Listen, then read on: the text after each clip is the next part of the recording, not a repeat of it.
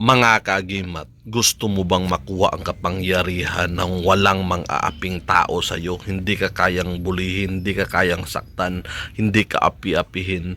Maraming mga nagme-message sa akin sa Facebook. Gusto nilang kumuha ng gamit na ganyan. Pero sa akin, ituro ko yung orasyon, mga kaagimat, kung paano ito paganahin, anong uri ng orasyon, paano mo siya gamitin sa iyong mga kaaway para wala namang api sa iyo, hindi ka nasaktan.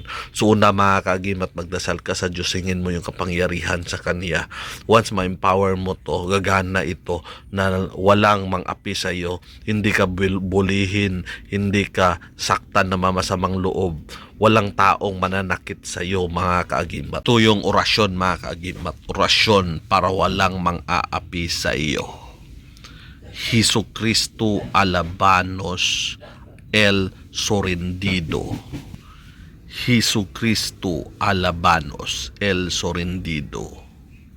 Jesucristo Alabanos El Sorendido. 3 times itong usalin, mga kaagimat. Hingin sa Diyos ang kapangyarihan. Pag nakita mo na yung kalaban, walang ulit na usalin mo to. Aandar to, mga kaagimat, basta hindi mo lang gamitin sa abuso.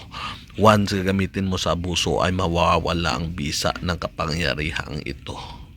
Magagamit mo din to, mga kaagimat, kung merong nagtatalo, merong nag-aargumento para mapigil ang kanilang pagtatalo. Ito ang usalin mo bago mo sila lapitan at kausapin at paghiwalayin. Pero dapat mausal mo muna ito.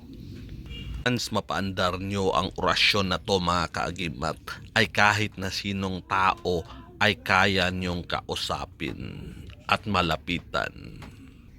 Kahit gaano pa yan sila ka-strikto, ay hindi yan sila makapalag sa iyo. So mga kaagimat, sa mundo ng hiwaga at kababalaghan, ako ang iyong kaagimat na si Paraon. Marami pong salamat sa inyong panunood.